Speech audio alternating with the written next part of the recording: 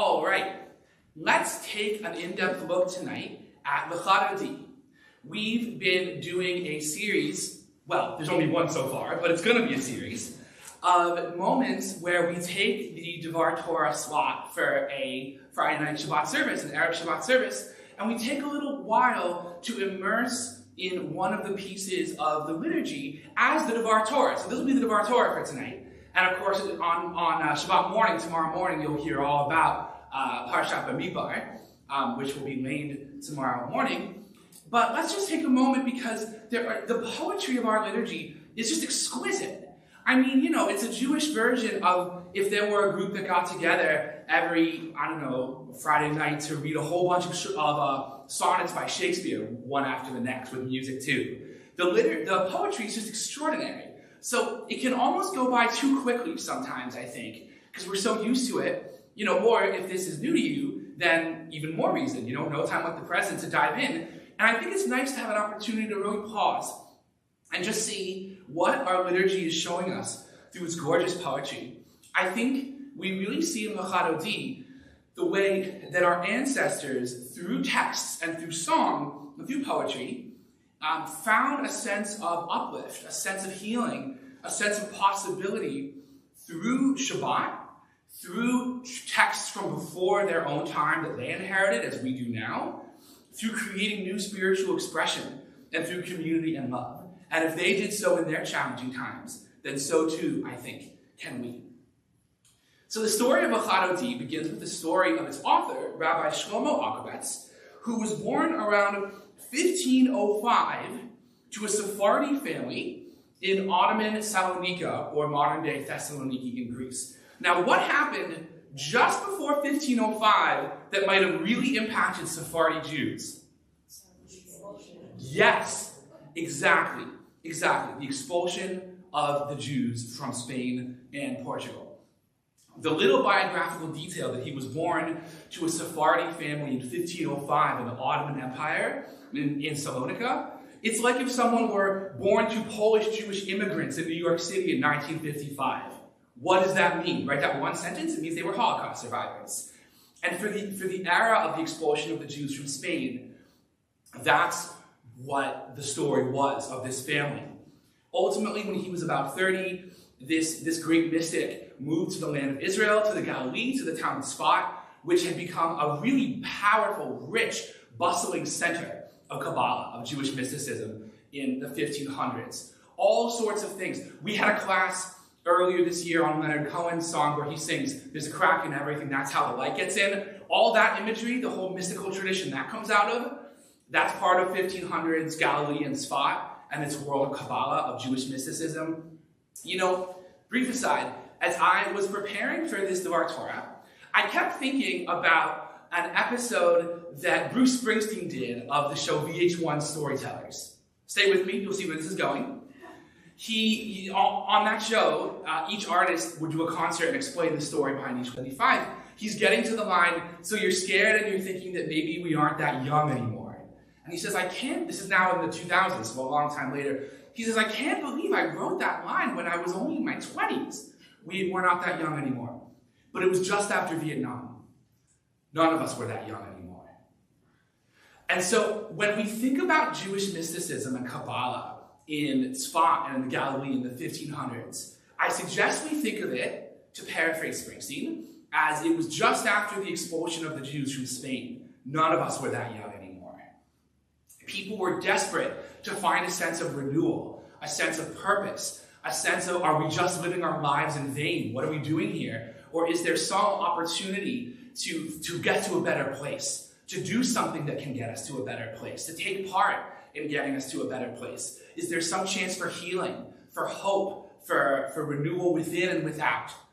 And the whole world of Jewish mysticism of that time arises as a response to this need. This includes, first of all, the very creation of Kabbalat Shabbat. I mean, the series of psalms that make it up. The psalms go back thousands of years to biblical times.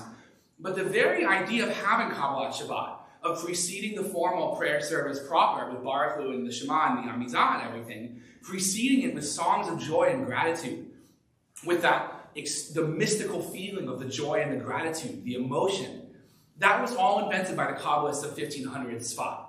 Shalom Alechem, which we just sang, comes out of that world. Yedid Nefesh, which we just sang, comes out of that world. And that's where Dodi comes as well. So if that's what it did for our ancestors, that sense of healing and renewal of a sense of possibility, I think so too, that's what it can do for us. One of the things that I think is very cool about Dodi is the extent to which it quotes sources, right? The prophets. That's already 2,000 to 1,000 years ago. That's already like when someone studies Beowulf or Julius Caesar in the West. It's already that long ago for him. And so we see, for example, in the Talmud, in the volume on Shabbat, Masechet Shabbat, we find this beautiful account. Rabbi Hanina would wrap himself and stand at nightfall on Shabbat Eve, saying, "Come and we will go out to greet Shabbat the Queen." Shabbat Hamalka, which incidentally is also quoted in Chaim Nachman Bialik's poem, Shabbat Hamalka, from early modern Hebrew. Maybe I'll give another Devar Torah about that someday. So we see this whole tradition of all these texts that are quoting each other, and we get to be a part of that dialogue. Because then the passage in the Talmud continues. Rabbi Yanai put on his garment on Shabbat Eve and said, enter, O bride, Boi Kala, or Chala, actually grammatically. Boi Chala. Right, so we see this language being used in the Dodi, kind of paraphrasing and turning it into this whole poem in its own right. So let's turn together to pages 20 to 21 in our Sidurim, our prayer books. And let's just take a look at a couple of the verses. We won't have time to do the whole thing, but let's just immerse a little bit in some of this beautiful, beautiful imagery. So this idea, right, of greeting Shabbat like a presence of its own right, like a bride, right, that we see in the Talmud, gets brought into this poem, and we see it right here in the very beginning, right? Come, my beloved, right, God, invoking God as the beloved to meet the bride of Shabbat. As if the divine presence, full of love as a beloved, is someone you can call out to. Come on. As if the divine presence is right here in all the different seats here in the sanctuary. It's as if you could look out and see the divine presence in all the seats here that aren't filled. And the truth is, more importantly, you can see the divine presence in all the seats that are filled. Right? As if we can say to God, come on, let's go greet Shabbat. And implicitly, we're calling out to each other as well, to gather in unity and in love.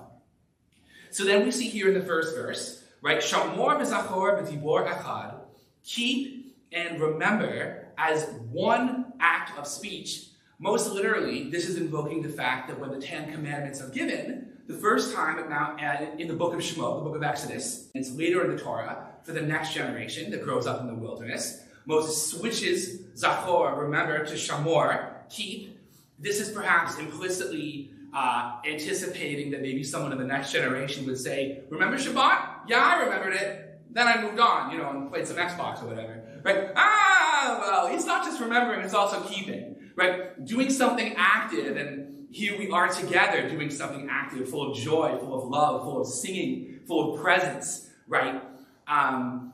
To bring Shabbat into our hearts, right? And there's this beautiful tradition that God actually said both keep and remember, Zachor and Shamor, at once. But of course, a human ability to sense could only sense one word at a time, and that's why the Torah would have one word in one text in Shemot, in Exodus, and the other in Devarim, in Deuteronomy. I think perhaps what we're seeing here is different sides of the experience of Shabbat. That it's something we remember, it's something we're mindful of, we know it's coming at the end of the week, but in fact, keeping it, doing something active to bring it into our hearts is also a part of what we're doing. And this tradition that the author of Dodi then brings into the poem, that 2 words could have been said at once by God, is such a powerful, mystical, poetic idea. One need not believe it literally. I think figuratively, just the idea that 2 words could have been said at once is so surprising. It's as Emily Dickinson would say, when I feel that the top of my head has been blown off, I know that's poetry. So we feel that sense of surprise, right? We continue into the second verse, where Shabbat is described as Makor HaBracha, the source of blessings, almost like a fountain. We see Sof Ma'aseh B'Mak Shabbat Tchila, that Shabbat is last in deed, first in thought, meaning that in the creation story, right, the 7 days of creation, as traditionally told in Bereshit in Genesis, that Shabbat is the last thing created after the animals and the sun and the moon and all the rest. But first in thought, this is a mystical tradition that God envisioned Shabbat before the rest of creation. And again, one need not believe it literalistically. The idea is it's a certain vision that what we're doing together on Shabbat, the chance not to do but just to be, the chance simply to be alive and to have our senses reawakened to the awe of creation, a sense of gratitude, a sense of love for one another, singing together and sensing the divine presence in the midst of it all. That's so profound. It's as if all of creation is leading up to that. It's as if everything the rest of the week is leading up to simply being and not doing for one blissful day together. So we continue on, and again, there won't be time to turn to every verse in a closed reading, but I want to point out that from Shabbat as this potential for renewal, potential for possibility of the glory of simply to be and not to do, the poet, Rabbi Shlomo Alkabetz, then turns to what it would mean to reawaken us, and including to reawaken the Jewish people from suffering, right? He knew all about that in his time, and we know about suffering among our people and among so many peoples in these challenging times in which we live. So what the poet does here is he quotes all of these verses from the later chapters of the book of Isaiah. Long story short, 30 seconds, probably just 15, about the later chapters of the book of Isaiah. They are written during the people's exile in Babylon, and then after the exile in Babylon, when the people has just returned to the land of Israel to be free again. And so there's all these incredible images of the possibility of renewal, the possibility that the status quo can change, of wholeness again. That the later chapters of Isaiah are full of, poetically, to give comfort to the Jews in exile in Babylon, and to give comfort and to help the Jews celebrate when they get back to the land of Israel. And these are the things that are being quoted in Dodi. So, just a small sampling is, if you look with me here at verse 5, awake, awake, your light has come. This is some of it is paraphrasing a little bit, not exactly word for word, but that's that image of awake, awake. We see that in Isaiah 51. Dress in your splendor, that's from Isaiah 52. The glory of the Eternal One shall be upon you, that's from Isaiah 60.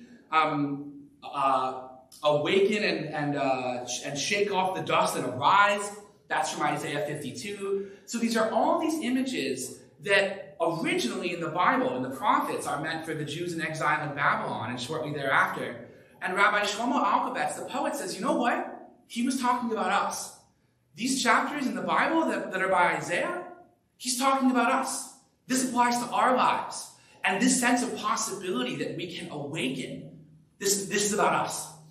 Noam Zion of the Shalom Hartman Institute, in a 2014 article about Dodi, which is on the Hartman website, which I highly recommend, the way he describes why paraphrase Isaiah, he says it like this, that what Shlomo Alkabetz is really saying is, throw off your depression, regain your dignity and self-respect, and prepare for your liberation from captivity.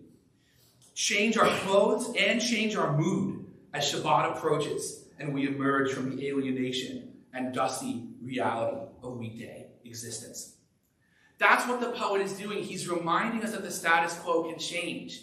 He's reminding us that the glory of the Lord is upon us. Kavod Adonai alayich nigla. What a powerful image of human dignity, of human worth.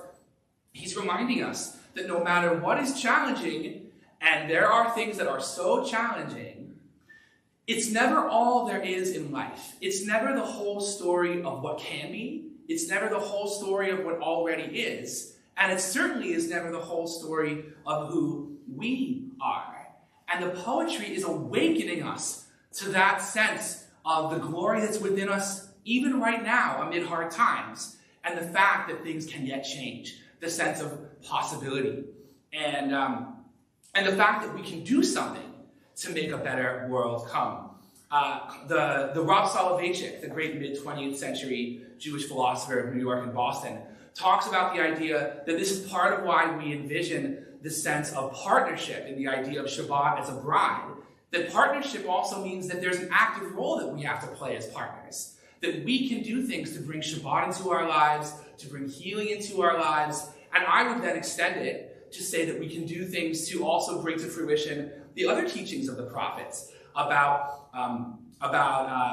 freedom and well-being for the orphan, for the widow, for the stranger. That we can do something to make these things possible. That's what partnership is all about. And these are the things that we celebrate when we sing Lecha Dodi.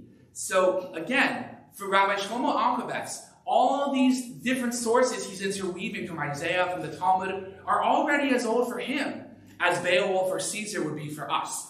And then we inherit the whole conversation. We inherit this sense of awakening that meant so much to the Jews of his time and can mean so much for us. And I think that's part of why Lecha Dodi is not only so classic, but so fun. The sense of awakening. We all need that. It comes around every Shabbat, somehow, just when we always need it most.